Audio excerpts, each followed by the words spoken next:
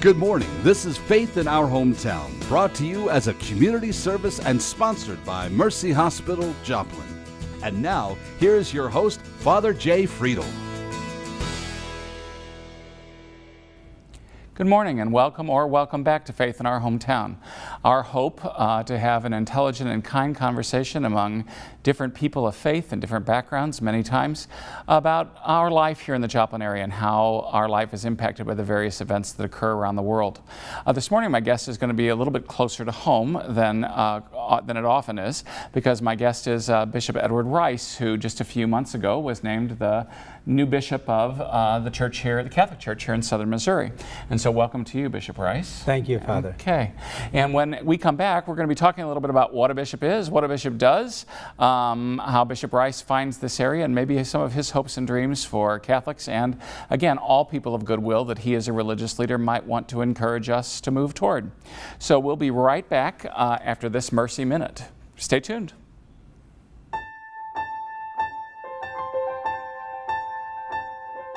I thought about bariatric surgery because the struggles I've had with my weight all my life. Every time I tried a new fad diet or a new diet, it seems I always put back more weight on than I lost. And then of course that leads to a very downward cycle of being very hard on yourself, being very depressed. It's been amazing. I mean, it's been shocking. I feel like a whole new person, inside and out. It's just not with the surgery, but also with the care team and everything involved. The dietitian, the therapy, and everything has been, I feel reborn. I'm able to do things that I want to do. I'm not held back by my weight. I'm not held back by my depression. I'm not held back by the emotional weight and physical weight I was carrying around. I feel free. I feel like I can do anything.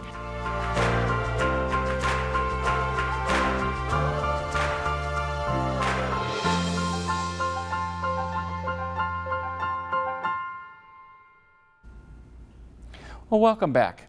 My guest this morning is Bishop Edward Rice. Bishop Rice is the new bishop here in Southern Missouri. And, Bishop Rice, I find it kind of fun. 30 years ago, I kind of left you when I left St. Louis and came down here. And now, 30 years later, here you are as my new boss. Well, welcome to Southern Missouri. Thank you. God has a good sense of humor, doesn't he? I think so.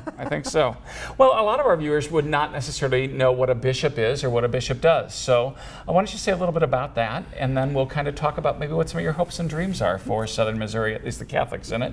Sure. For both Catholics and non-Catholics, I know that we have our parishes or our churches, our local churches, and the area local church is usually called a diocese. It covers a certain geographic area.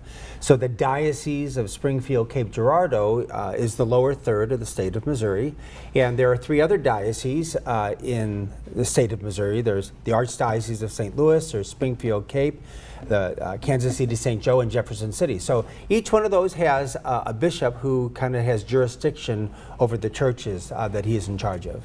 Right, and you were chosen for that job, ultimately by Pope Francis. That's correct, yes. But in terms of that, there was also a long process, a vetting process, and those kinds of things.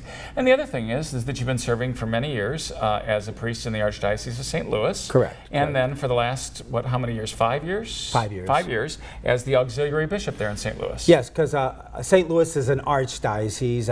It has prominence in history. There's a lot of history there. And the other dioceses were carved out of St. Louis. It's an archdiocese with an archbishop. Because of the size, they have an auxiliary bishop, a helper bishop to the archbishop himself. So for the past 5 years, I've been a priest of the diocese for 29 years, the last 5 as auxiliary bishop. Yeah. Well, this will be entertaining because our viewers might be interested in, we were actually classmates in the seminary, full disclosure. Full disclosure. Full disclosure. Well, then maybe we shouldn't do full disclosure. No. Yeah, that's probably wouldn't be good. But at any rate, we were ordained a week apart from each other, and so we'll be coming up, actually have our 30th anniversaries. Correct. I was the very end of December, you were the beginning of January. That's right. And those were good days. Exactly. Being in the seminary was, despite the fact that it was challenging, it was also a lot of fun. Sure. And so you've been serving as a priest and did that for the first 25 years, obviously. Mm-hmm. And we also had similar jobs in terms of being vocation directors. Yes. I've got the responsibility of helping train our men here in Southern Missouri who are studying to be priests. And you had that job in the Archdiocese of St. Louis. I did. When I received the job, 2008, I was a pastor of a parish, and at the time, Archbishop Burke had pulled me out of the parish, and he said he wanted me to be the vocation director. But the way he said it, I always say was very comical. He said, "I know you're old, just do it for a couple of years so we get a younger guy." That's how he said it to me. I said, "I think I can do that. That's fine." Well, there you go. Yeah, there you go. Personally, I think that we do well to have some of the older guys actually being vocation directors. A little bit for more that wisdom, reason. we hope, right? I'm hoping a little wisdom. But I think that sometimes, I think our young men really would like to look up to some folks that have had some experience. Not that they can't do that with a younger guy, but I think that they're not quite as jumpy because there is some distance. Whereas if they'd known the guy when they were going through the seminary, and then that guy suddenly becomes their boss, I think it makes them a little skittish from time to time.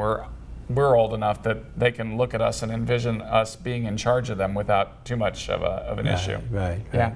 So, I know that even if you weren't excited, you'd be telling us all you're excited about being here in Southern Missouri. But you had a few comments when you were installed about some of the things that you were learning about Southern Missouri and some of your vision for Southern Missouri. You want to share some of those with our viewers? Well, sure. Part of it was 5 years ago when I was in St. Louis. I was the new bishop, and I remember it was March 24th, 2011, and Archbishop Carlson had said just off the cuff that, after about 5 years, you'll get your own place. And I thought, wow, I never really thought about that I would leave St. Louis. But then I started thinking, well, then I need to, wherever I'm going to go, if it happens, I need to start praying for my future flock. I would be the bishop, the shepherd of the flock. And so I started praying, and I had 3 intentions. I was praying for the priests and religious of the diocese of wherever I would go. I was praying for a family life, strong family life, and especially for our young people to come to know Christ and to be zealous for the faith. So those were my 3 intentions starting on March 25th, 2011 for 5 years, and I prayed for that intention every day. So when the announcement came for me to go to Springfield Cape, I just thought, this is God's will. This is where all my prayers have been going. I said, why would I not go? Well, I have 5 years worth of prayers in front of me. Yeah.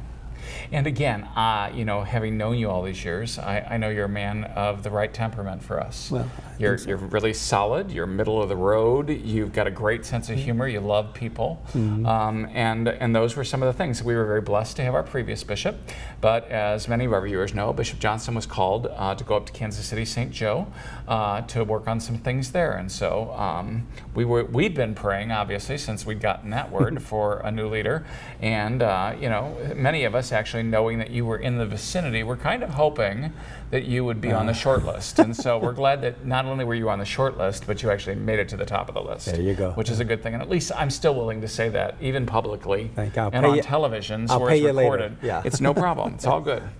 It's all good. So, you've got a few of those, you had that background in terms of praying for us. What are some of the things that, if you could just say, okay, 5 years from now, this is how I would hope that all the Catholics in Southern Missouri might be further down the road in these ways, what would they be? One of the things I'm going to take, and I'm going to steal this from Bishop Johnston. Bishop Johnston's in his vision for the young people.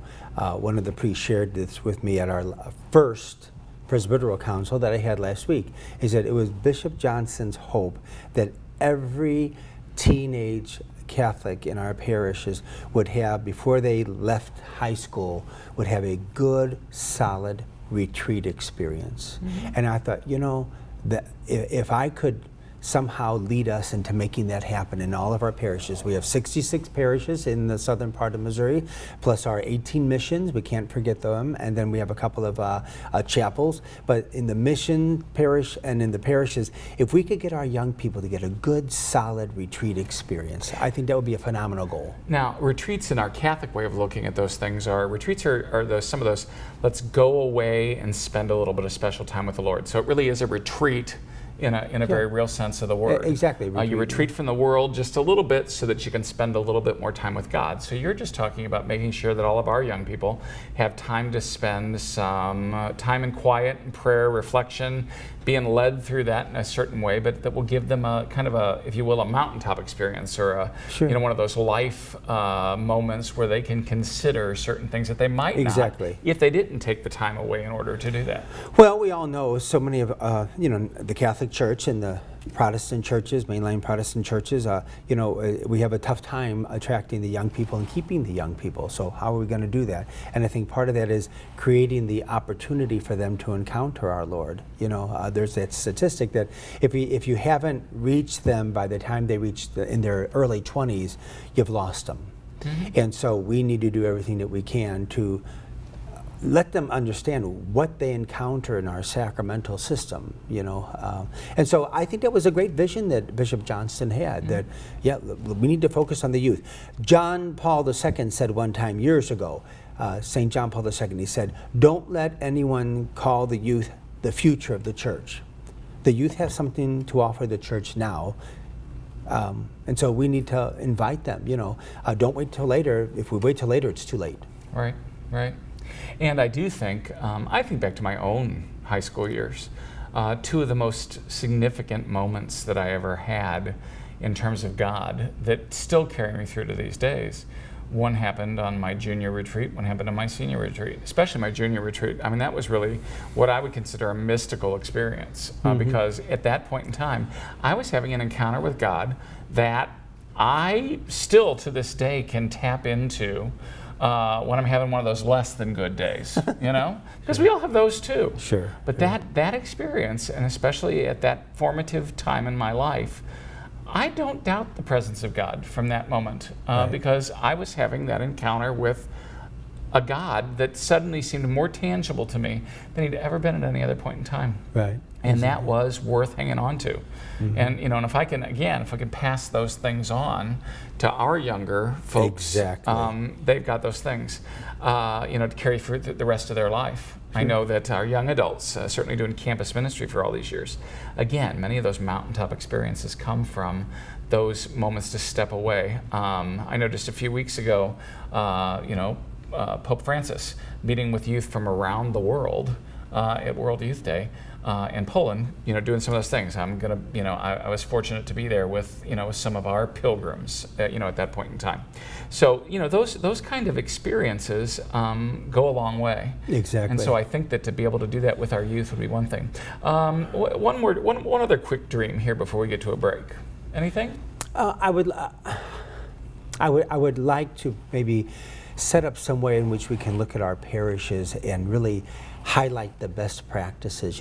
What makes a vital parish? Mm-hmm. It has nothing to do with money. Right. We know we need to pay the bills. We understand that. I'm a realist in that sense. But what makes a vital parish? What makes a parish that people want to come to? Right. Where there is the encounter with the Lord. There's an encounter at the altar. It might have to do with the quality of the music and things like that. That's certainly true. But what are those traits that we need to cultivate so that, again, in the southern part of the state of Missouri, when we go to our churches, people want to return and celebrate the Eucharist with them? Part of it, I think, is as simple as hospitality. I used to kind of scoff at hospitality ministers until again, another little statistic that I read, it said that a new person coming to a church, walking through the doors, they decide within 5 minutes whether they're going to come back.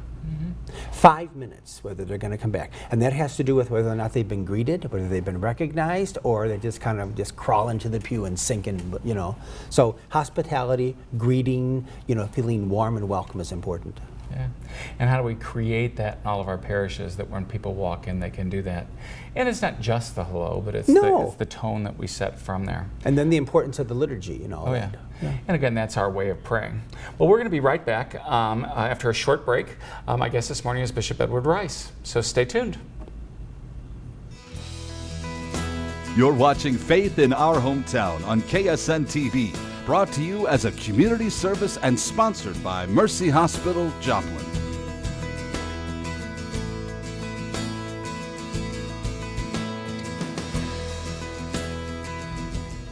Again, my guest this morning is Bishop Edward Rice, who is the new bishop, at least of a few months now, here in southern Missouri. So, as we call it, the Diocese of Springfield, Cape Girardeau, because those are where our two cathedrals are. And a cathedral is actually named for the cathedra, or the chair of the bishop. So symbolically, that's where the bishop sits. Okay, exactly. Well, we're glad you're sitting in Joplin. Thank you. For this part of the thing, because it belongs to your territory, even though it's not one of those sea cities, if you will. So we've been talking a little bit about some of your dreams and hopes. We've talked about youth and retreat programs. We talked a little bit about hospitality when we come into churches, and making people want to come back, or finding out what those best practices are that would make them want to stick as a part of a community. Any other visions that you've been dreaming about as bishop that you might be able to change? If there was something you could change in the culture that you see? Well, the culture, I have to get to know the culture, and I realized that I was filling up my gas tank somewhere, I don't know where I was actually, somewhere along Highway 60.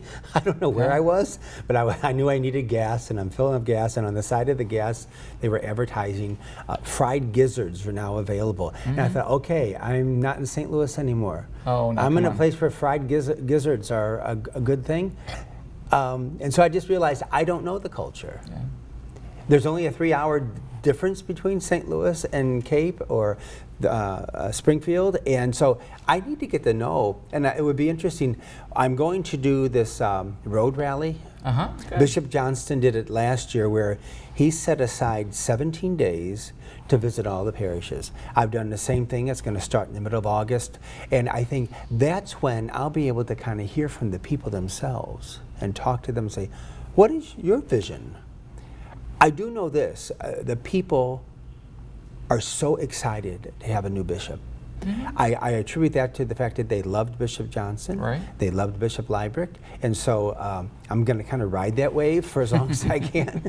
It's a great thing, but I think they're so excited about having a new bishop, and then just kind of hear from them about what they're looking for. We have a vision in the diocese, which again, that's a group. We had this envisioning committee that worked with the Bishop Johnston, and the call to holiness. Wow, if we can make some strides in that would be beautiful. Yeah, I think that and again, I think it's a point well made that they're not excited because the other bishops are gone, but they're excited because you're new. Exactly. And I do think that anybody that assumes a position of leadership needs to make all that they can from that excitement when they're new in the job. Exactly. Because again, I don't know that you're going to do anything. I mean, you're still a Catholic bishop. You're gonna, you're gonna have the Catholic line, but you're gonna bring your own flavor to it. You're gonna bring your own approach to those things.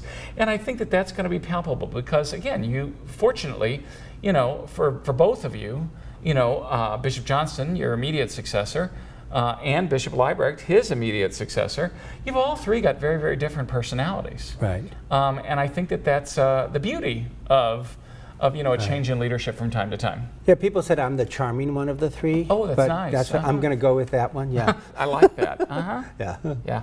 I might use some different. No, never mind. But We're back to that full disclosure thing. But part of that vision too, the call to holiness. What does holiness look like? We have an estimated 67,000 Catholics through the 39 counties. What would it be like if every Catholic were just to ponder, what does holiness look like for me in my daily life? That would be phenomenal. And then what does it mean to be an intentional disciple? To actually say, I want to be a follower of Christ, not because mom and dad brought me into the faith or because everybody else is doing it, but because I have made the choice, the conscious choice to be a follower of Christ, intentional discipleship, and then with that, to be that witness out in the world, secular jobs here, all these people working around here, and in all the offices in all of our cities. What would it mean to say, I'm going to be a witness for Christ? Yeah. I mean, honestly, we could transform the state of Missouri. Yeah, I agree. I think that that's one of those things about that we need to be challenged on a little bit more because holiness isn't about being in church on a Sunday morning. Yeah. That's supposed to help the holiness. Yeah. That's supposed to help us on our path to doing it right or doing it better or making a change in the world. But if we just leave that time by itself and leave it in its own little bubble and never figure out how to take that into wherever we are in the world. One of the things I always tell my parishioners is, they've got the harder job than I do. See, my job is to take care of them. Right. My job is to preach to them. My job is to take care of just all those Catholics. But then I look at them and I say, but your job is to take care of the rest of the world. Right. And who has the tougher job? Exactly. You guys really have the tougher job. Well, what's that old phrase? They're called to take Christ to the marketplace. Whatever that marketplace looks like for them, whatever office building or whatever their job is. Yeah, we're preaching to the choir. We're supposed to be. And then the choir goes out when it's all over, and they're supposed to make the difference on the streets. Yeah, they're supposed to sing it to the whole world. Yeah. So that part of that vision, again, Bishop Johnson just did such a great job with that committee on, what does it mean to be holy? What does it mean to be an intentional disciple? And then what does it mean to be a witness? You put those three things together, we got plenty of work to do. Well, that's one of those things that I think that we never, I say this is a depressing part about being Catholic or being any person of faith, I think, and that is no matter how good you are, no matter how good of a job you're doing, you can always do better. Oh, well, sure, exactly. And no matter how much you give the Lord, He's still going to want more. He wants more. He loves us the way we are, but He always wants us to be better, and so He's always calling us to something deeper. That's very true. And that is the life of faith, I think. Right. And again, not just for us as Catholics, but for anybody who's a person of faith. Yeah. However they happen to practice. I think that that's the call to go a little bit deeper and to make a difference in the world, which is what we're trying to do here. It's why we do this show. Myself along with other people of faith, get together and talk about some of these things from time to time, because we're saying, well, how does all this matter in terms of the way the world is unfolding? How does all of this matter in terms of us making a difference in the world? Well, for example, too, so when I was up in St. Louis still, before I actually came down here, but it had already been announced that I was coming down to Springfield, Cape Girardeau. But there was an article in the St. Louis paper that said that about poverty in the state of Missouri and how the majority of it is in the lower third of the state. I thought, well, that's my territory. That's the Springfield Cape Girardeau Diocese. Yep. So all this faith stuff, what does it mean to be holy, to be an intentional disciple, to be a witness? Okay, then there has to be an outward expression of that. And how are we taking care of the people around us? Right. And I think that's one of the reasons why, and we've done many shows on this, many of our Catholic parishes, you don't have any choice but to, because of where we live, we don't have any choice but to start to engage some of the ways that poverty has impacted the region. Right. I grew up in Florissant. You grew up, in South City. We didn't have, at that point in time especially, quite the same amount of poverty in those particular pockets, although it existed in other areas in the city. Sure. We have to respond to that because that's the reality of the way that the world looks here, where I didn't have to engage that nearly so much when I was growing up. Right, and I think our parishes, from what I've seen so far, they do a great job of partnering with other religious denominations for food pantries and for different assistance. Our own parishes with their own St. Vincent de Paul societies, where they help the poor with utilities and food, that sort of thing. And then Catholic Charities of Southern Missouri has just exploded, especially since the difficulties in Joplin with the tornado. And so Catholic Charities has really taken on. We're looking at possibly expanding with some housing in the lower part of the state, where housing is so essential for people. Right. And again, it's a matter of responding to the signs of the times and trying to figure out how to do those things. And again, I appreciate the fact that you said earlier, which is I don't quite know the culture yet, but you will. And I'm not worried about that. You will learn the culture, and as you learn the culture, I think that more of those things are just going to kind of, slowly kind of grow on up through your imagination and heart, and you'll come even with more initiatives later on down the road once you understand it and know it better. Sure. By the way, I do need to say this. You were a city boy. That's the reason why you didn't eat chicken gizzards, not Southern Missouri versus St. Louis, because right across, where my family was from, across the river in Illinois, that was cheap party food, and trust me, we made it, and we ate plenty of chicken gizzards and livers and stuff on a Friday night. Well, I remember coming down Highway 44. There's there's a couple of billboards that talk about feral hogs, and I'm like, I don't even know what a feral hog is, but I think we're against them because they're destructive. They and are so, destructive. We don't have feral hogs up in St. Louis, so I'm learning about gizzards and feral hogs, that kind of stuff, and that's all good. It is all good, And there are so many things that you will experience outside of St. Louis. And I'm just going to tell you what I've discovered as some of this. In St. Louis, because we got so many Catholics, we don't have the need to figure out how to talk to each other the same way I figured out when I moved to Southern Missouri. Right. When I moved to Southern Missouri and went from being, huge Catholic land to only being in Springfield, at that time 6% Catholic, Joplin is still only 4% Catholic, I had to learn how to talk to other people. Mm-hmm. I had to learn how to do it because I just, all I could use was Catholic language because that's all I knew. And all of a sudden I came down here and I realized, oh my gosh, we're talking about some of the same things and trying to accomplish some of the same things, but we don't even know that we're talking past each other because we didn't even have the right language, to be able to do that. So I think that in terms of some of those things, you'll discover some of that, again, as you're here, and the richness that there is for being able to talk to some of our non-Catholic neighbors. I think you're gonna enjoy that a lot. And even the Catholics, I have found the Catholics. I put it this way: the Catholics that are Catholic are really Catholic, and they're tight knit. I walk away amazed after meeting some of these groups, and I'm thinking, wow, they really take their faith serious, and they don't take it for granted. That's for sure. Maybe up in a larger Catholic population, Catholic, it's there. We're used to it. But down here, it's something that they really identify with. Well, I thank you for coming and joining us this morning. Our time is getting close to an end here.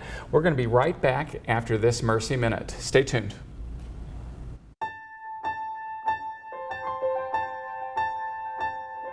If there's a family history of breast cancer, especially breast cancer at an early age, that's a very high risk factor for breast cancer, and those patients should have early surveillance and should be aware of some of the signs and symptoms of early breast cancer. Other risk factors would include maintaining an optimal weight. If one carries excess weight, that increases baseline estrogen levels, and that seems to increase the risk of breast cancer. Those would be the main risk factors.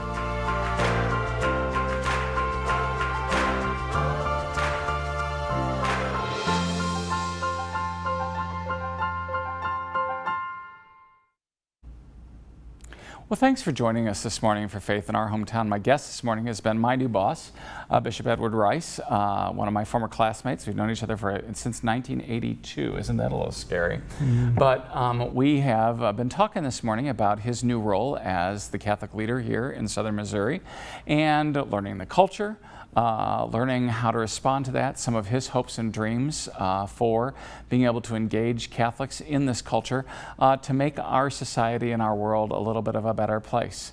Some of those things were a call to holiness, which I think that any of us as members of different faith communities would want to do. How do we grow in that? How do we engage the culture? How do we engage each other in that quest for being more than we are right now?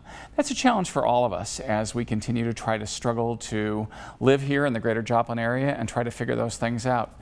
I thank you for joining us this morning. This is Faith in Our Hometown. Join us again. Thanks for watching. Faith in Our Hometown can be seen Sunday mornings at 6:30 and 9 a.m. on KSN. Brought to you as a community service and sponsored by Mercy Hospital, Joplin.